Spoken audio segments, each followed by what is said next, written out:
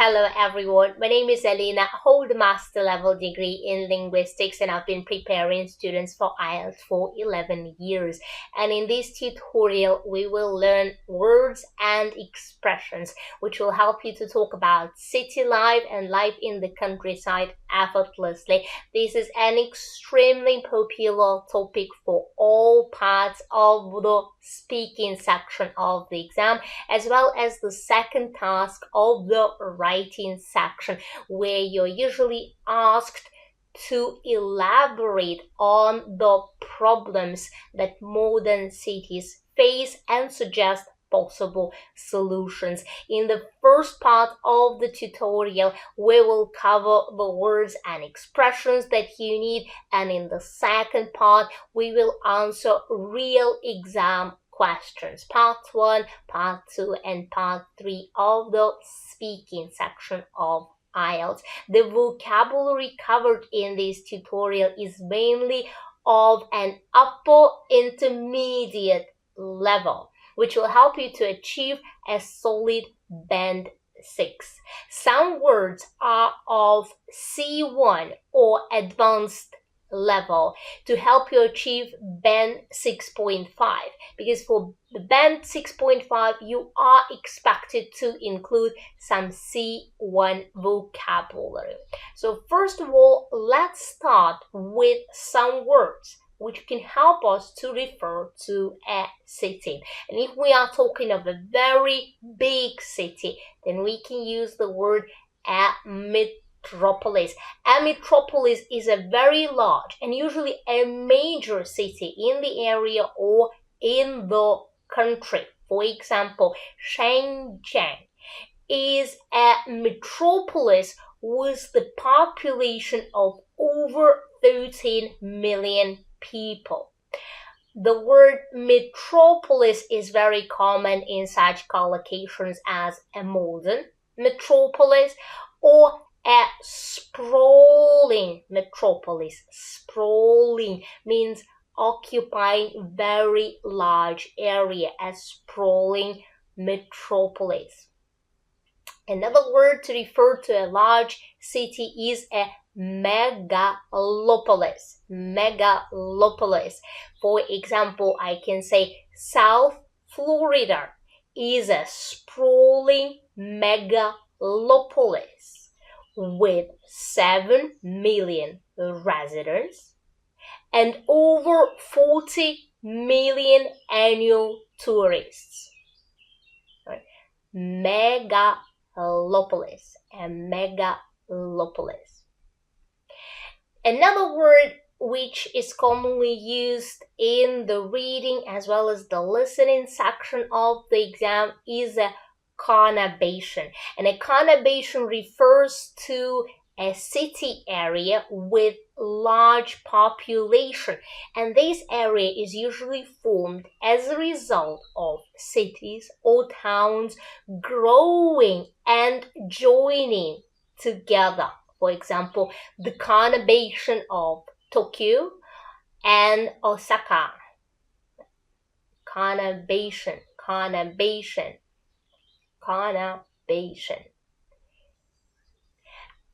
A very frequent question that I get from my students is if a metropolitan area and urban area mean the same as a city. These words are very similar in their meaning. However, a metropolitan area is bigger than a city. A metropolitan area includes a major city as well as the surrounding areas, surrounding towns, surrounding cities, surrounding environs, over which the major city exercises social and economic influence. So a metropolitan area includes the major city, but it's bigger than the city itself.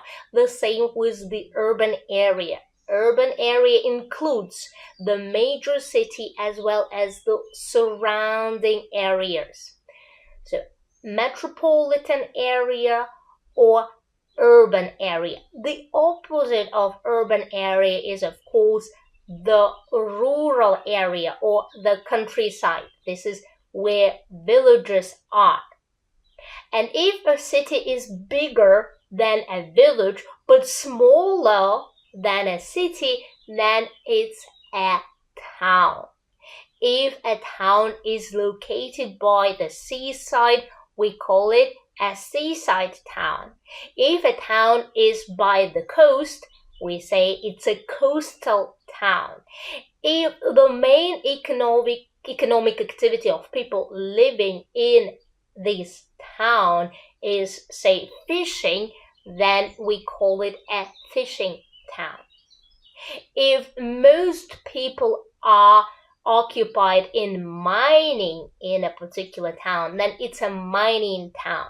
If most people who live in the town work in industry, then it's an industrial town.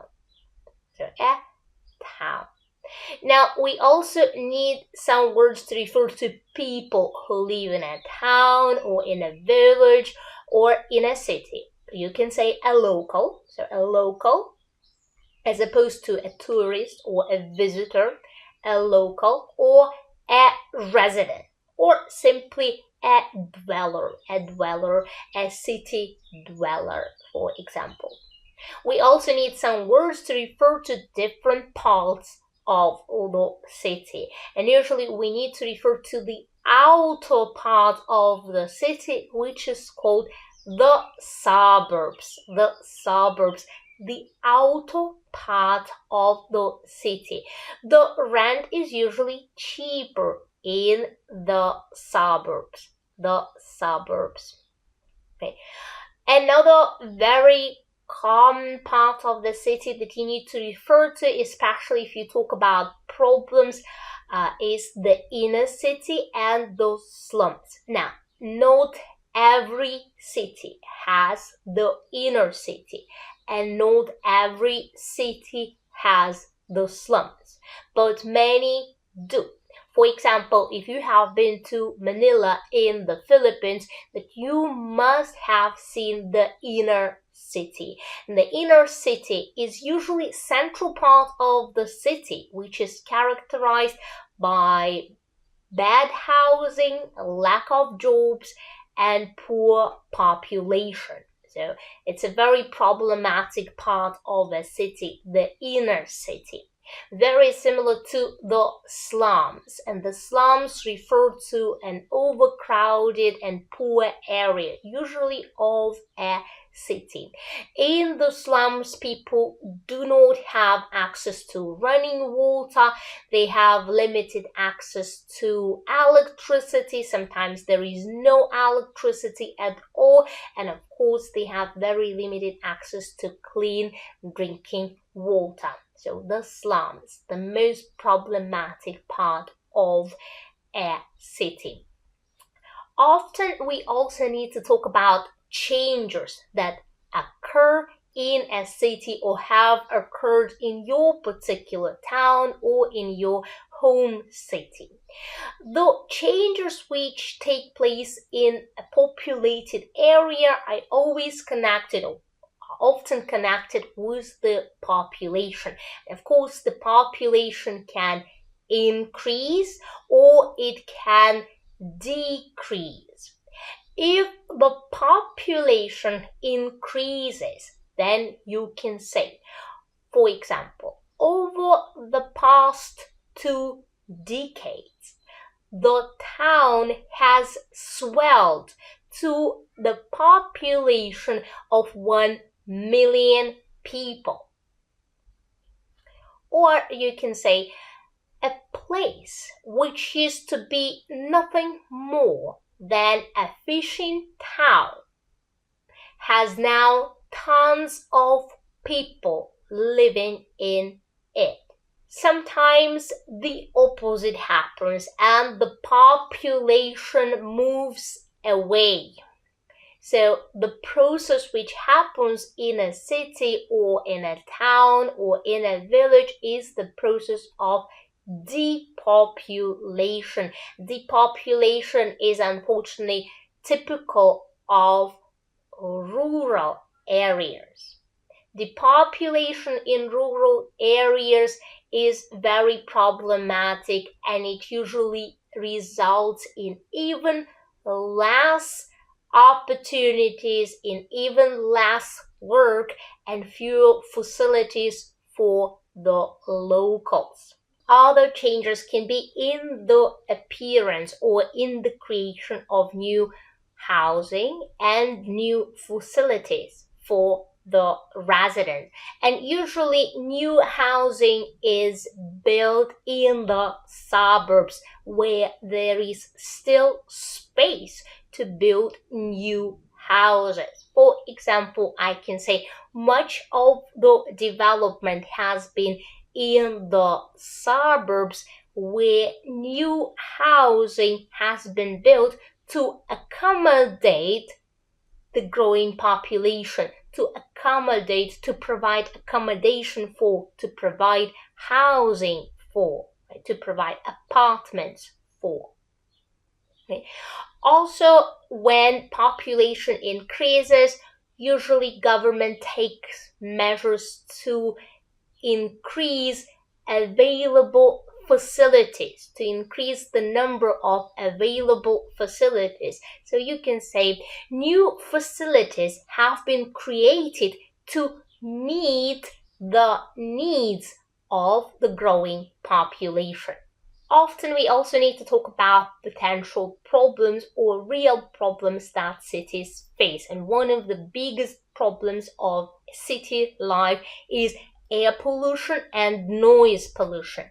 And noise pollution refers to the noise from cars, from construction sites, where people live, work, and study. This noise usually disturbs people and may have a negative impact on their health. So you can say noise pollution is a significant concern in most cities. Another problem that cities face may be a shortage of affordable housing. So a shortage is a situation where there isn't enough of something. So our city has a shortage of affordable housing.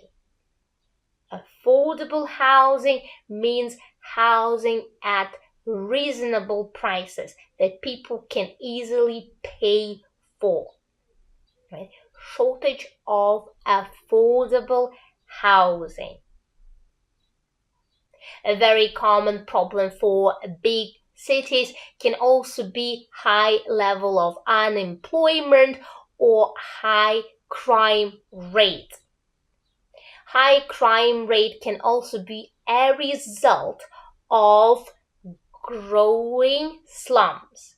You can say way too many cities have illegal slums which are growing at an alarming rate, at a concerning rate.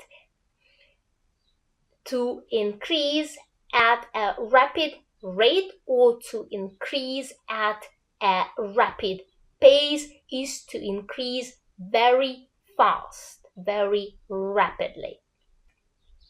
Now let's try to use this vocabulary to answer very common questions that you can get on the first part of the exam. The first question is, could you please describe a town or city where you live? Well, I live in a beautiful place in the middle of nowhere. It has the population of about 50,000 people. There isn't much in the way of entertainment facilities, and if you are into nightlife, you are out of luck here. However, we have picturesque views and we can go biking, hiking, or boating any day of the week. So we don't really feel like we are missing out. Or you can say, Well, for the past 10 years, I've been living in a sprawling metropolis with the population of over 13 million people. It's a bustling city, and there is always something to see or to do. You will never have a dull moment there. The best part is that we have access to a wide range of educational and career opportunities, and it's very easy to find a well-paid job here. Question number 2. What is your town or city well known for? Well, my town is famous with its views.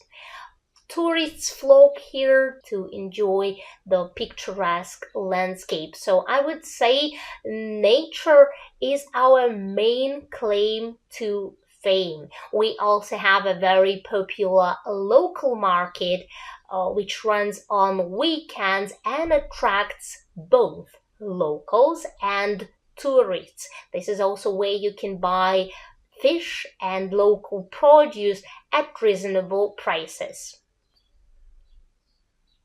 Question number 3. Are you planning to continue living in the same city or town? Well, frankly speaking, I have no intention of moving away. I used to live in a bustling metropolis which had way more career opportunities for me and way more educational opportunities for my children. However, noise pollution was a real concern, and I would spend half of the day on my commute or being stuck in a traffic jam.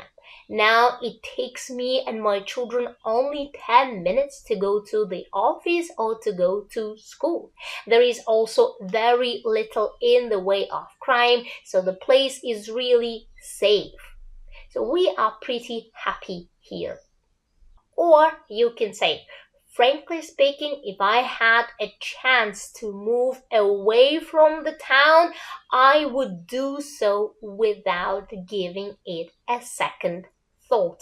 The unemployment rate in this town is extremely high, and my career opportunities are very limited in this place.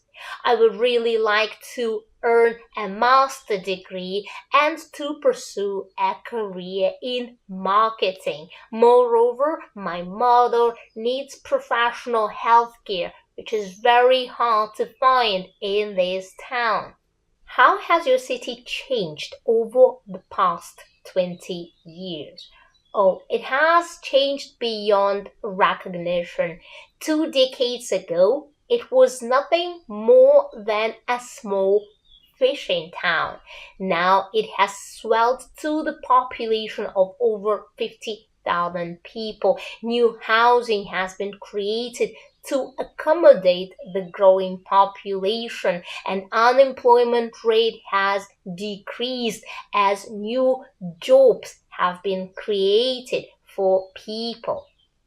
Now it's really a bustling town. Now let's try to cover the most common part 3 questions that you can get on IELTS. Is it better for the elderly to live in the countryside or in a city?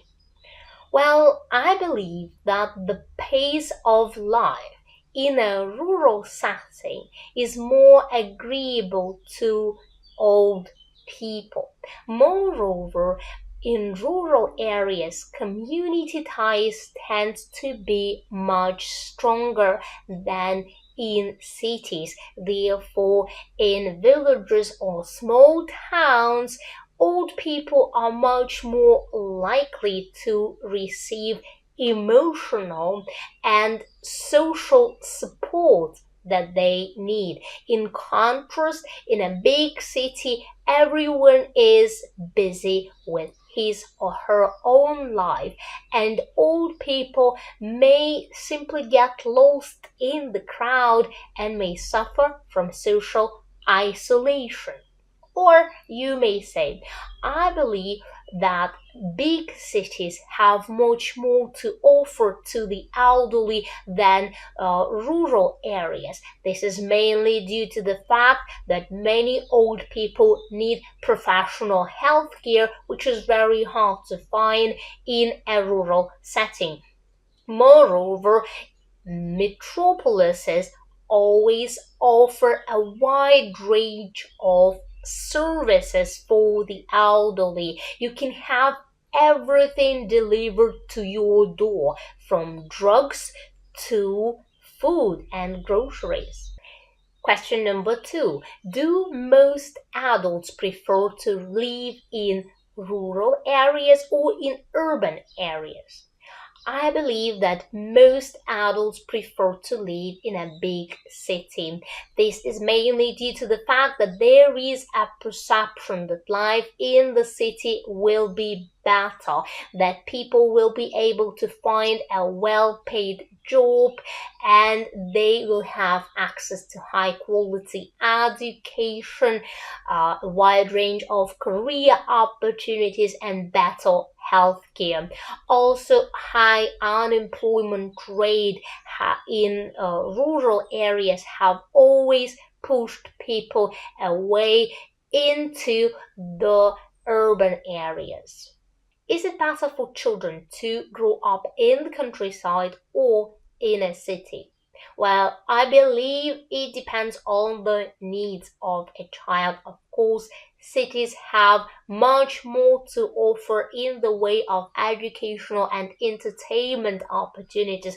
For example, if a child is talented and wants to attend a music school or to play hockey, it may be difficult to find opportunities to develop his or her talents properly in a rural setting. However, there is no denying the fact that air pollution and noise pollution are much lower in rural areas than they are in urban areas. Moreover, children who live in the countryside spend much more time outdoors than their counterparts who dwell in cities. So, in terms of health benefits, definitely life in the countryside is a better choice for a child. However, in terms of educational opportunities,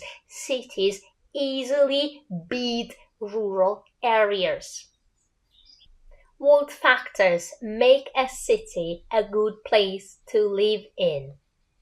Well, I believe that affordability is a priority for many people. By that, I mean the cost of consumable goods, the rent or the cost of housing, the cost of utilities, as well as other costs, in general, the cost of living in general. Also, many people pay attention to the crime rate because they may have children, and for them it's highly important that the city has low crime rate and children can go to school unattended without parents being stressed about their safety. Also, a very large number of people consider employment and educational opportunities to be a priority, and this is usually the major factor they consider when choosing to move to a particular city. What can people do to improve air quality in the city? Well, first of all, people should make an effort to use public transport such as trains and subways as often as they can. This would decrease the amount of exhaust fumes in the air and would decrease air pollution. Also, when possible, they can cycle and go by bicycle, especially if they are traveling short distance.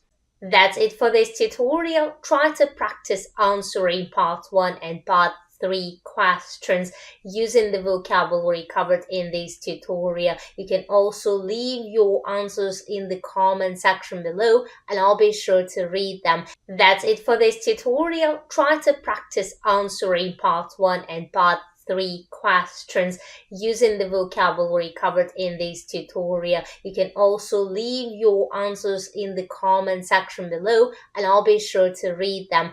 In the next tutorial, we will cover the vocabulary which will help you to describe a city. This is what you need to do on the second part of the speaking section of IELTS. Until next time, remember, perseverance is the key to your IELTS success. And I'll see you in the next tutorial. Bye bye.